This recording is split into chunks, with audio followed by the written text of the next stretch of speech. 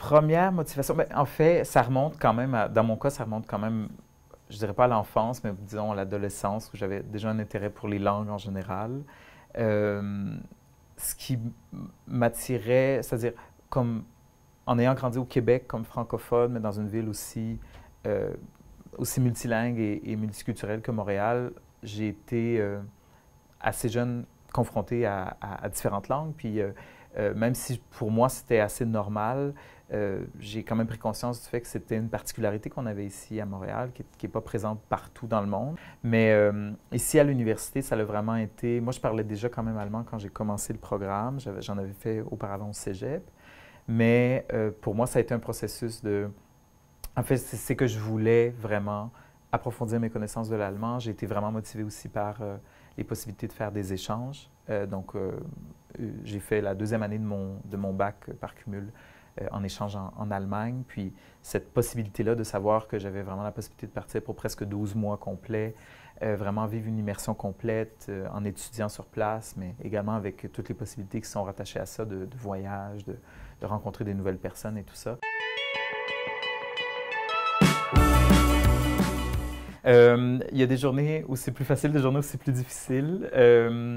J'ai personnellement, avec le temps, développé des stratégies pour essayer de me mettre un peu dans le bain avant de devoir parler une langue. Donc, si je sais que j'ai une présentation à faire, par exemple, donc moi, par exemple, ma principale langue de recherche, c'est l'allemand, en termes de lecture et de...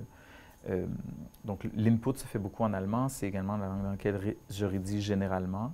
Si j'ai à présenter en français, il faut parfois que je me remette à écouter du français juste pour m'y remettre. Puis après quelques minutes ou plus tard, ça va revenir totalement.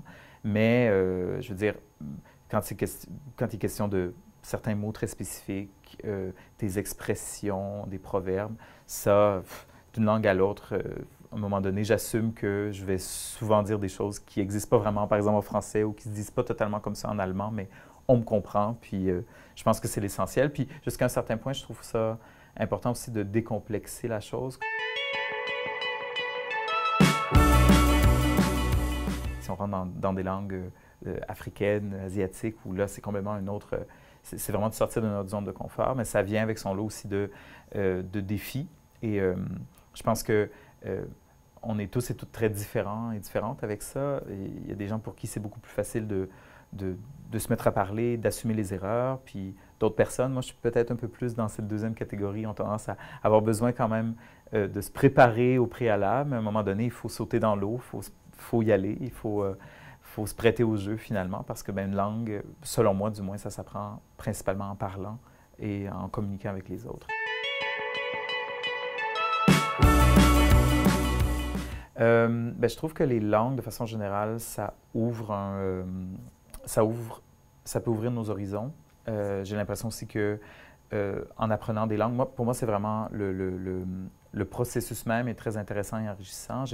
Mon objectif, c'est pas de nécessairement maîtriser un nombre défini de langues, mais plutôt d'apprendre ces langues-là ou d'en apprendre plusieurs, parce que je trouve que ça nous permet de mieux nous situer nous-mêmes aussi par rapport au monde qui nous entoure.